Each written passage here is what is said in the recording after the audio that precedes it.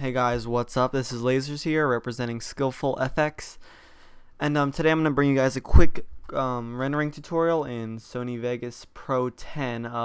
It should be the same for most current versions of Vegas, like 7 through 10. So this will apply to you. This is also assuming that you're capturing with a HD capture card, hopefully. Most people have them now. I don't know. So these are pretty much the settings I use with my PVR to get pretty decent quality. And I'm gonna go over a few different ways to render it out. I'm gonna go over a way to render out to like cut clips from videos to save for editing later. And then I'm gonna go over a way to export your final product after all the editing's done or after you've done a commentary or whatever to YouTube. One way will maximize quality and give you really large file sizes, and the other way will give you pretty good quality and really small file sizes. So yeah, check it out. So let's open up our new project right here in Vegas. So I already have a pre-made template, but pretty much what you want is your 1280 by 720p. Hopefully your footage is already in 720p that straight from your capture card. None progressive scan, one square. Don't worry about any of this other stuff. Just make sure the frame rate is on 59.94 because that's what the HD PVR captures at. 32-bit floating point full range. What this does is this combined with the 2.222 video. These two are important because they make the picture look less washed out on your project,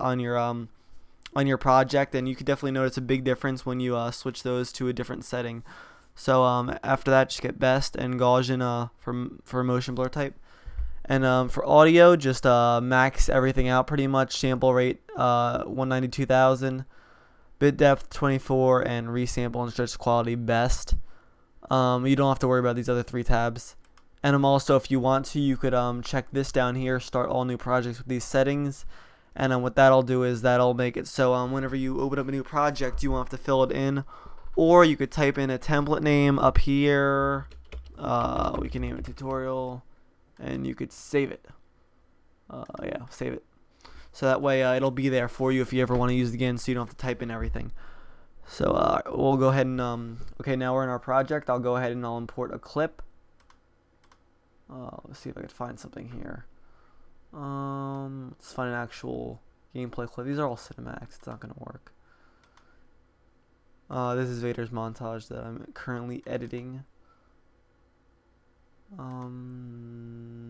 Here we go, clips and files. Okay, so get your clip. So it's a bit laggy just because of the screen cap. Okay, so let me find a clip that's suitable for what we're doing.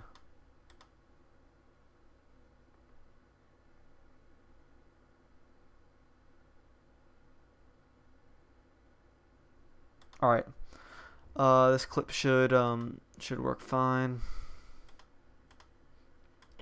So to go ahead and drag your clip into the timeline, it should build peaks for your audio, but don't really worry about that.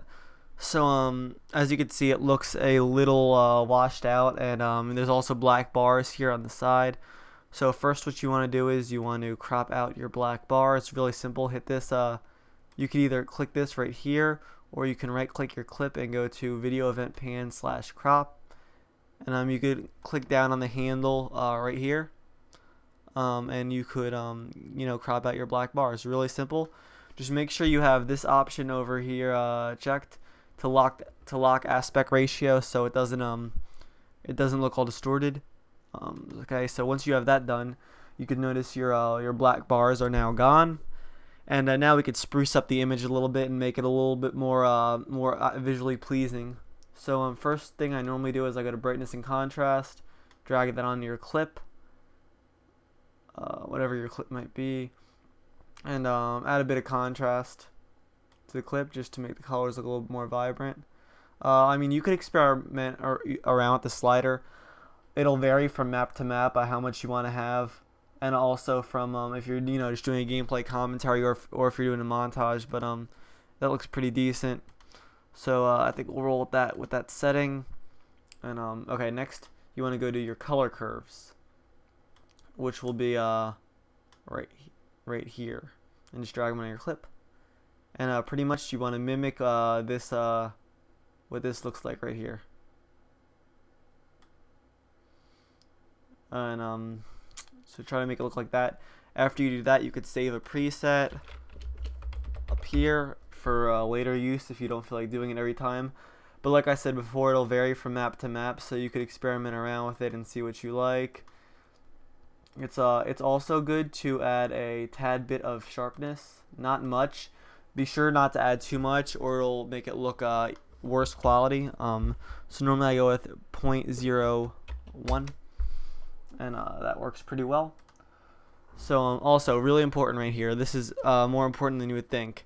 Make sure you right-click your clip, go to Switches, and disable resample. And what this does is when it resamples your clip, there's a little bit of ghosting that occurs, which makes it look more blurry. And we want it clean. See, look how much more crisp it looks already now that we disabled resample. So make sure you do that on all your clips to make them look good.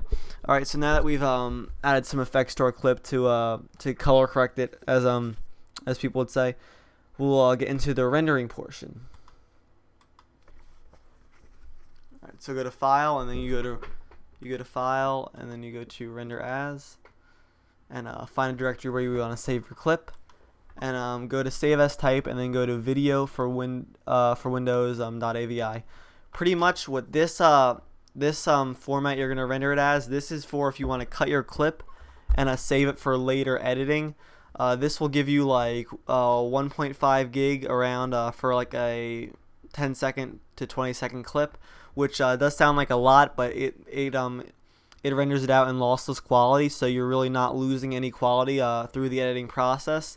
And it's important to keep your clips in lossless quality until the very end when you have your finished edited product. So for cutting clips, go to like I said, Save As Type, Video for Windows AVI. Template, you don't have to worry about that. Just go to Custom right away, and pretty much copy these settings right here. You could pause it if you have to. I'll read them off to you. HGV 1280 by 720 because 720p clip that you'll be working with. Frame rate 59.94. It's important to keep a high frame rate throughout the editing process. It'll make slow-mo and effects look a lot better. None progressive scan because chances are from any modern capture card, even standard F1s, your recording will be won't be interlaced. Pixel aspect ratio 1, just that's what it'll be pretty much for everything. Video format, you could leave that alone on Sony YUV. These should all be default, already checked for you. So move on to audio. Put it as PCM uncompressed. Sample rate, max that out at 192,000. Bit depth 24. And stereo. Project, just make sure your video rendering quality is on best. You don't have to worry about the 3D if you have that option. So after that, make sure you save your template as whatever. You could save it as lossless or whatever you want to name it. And okay, so now that's what you would, after you did that, you would just you would render out your clip as whatever you wanted. I'm not gonna render this just because we gotta move on with the tutorial. Okay, so this next form of rendering I'm gonna show you is for when you're done editing, everything's out in the timeline as you want it to be. You're not going in any other programs. You're just about to render it out and upload it to YouTube. This is the format that you'll want to use. You'll want to go to WMV, and what WMV does is what the format does. YouTube, for some reason, this and a few other formats, but this is the one that works for me. Certain formats it can process while you're uploading. And that's important because when you're uploading, the quicker it gets processed and up, the higher up in people's sub boxes your videos will be, thus you getting more views. So this is actually really important. So go to Save As Type, Windows Media Video V11. It might be different for other versions, but just look for the .wmv format. Then go to Custom and copy these settings. CBR. Windows Media Audio 9.2, 320 kbps, 44 kHz stereo. Pretty much, just copy the settings. I'm going to Video now. Mode CBR, Windows Media Video 9, High Definition 1280 by 720p, Pixel Aspect Ratio 1 once again. And notice here your frame rate, you're dropping it down This is why I say only to render it out if it's your final product, because YouTube will automatically compress the frame rate to 30 FPS anyway, even if you do render out at 60. So you might as well save yourself some file size and just render it out at 30 yourself. And video smoothness, obviously max it out. This stuff, it should be just leave it default. It really shouldn't matter, those two fields there. Bitrate. So put your bitrate at 8.50 megabytes.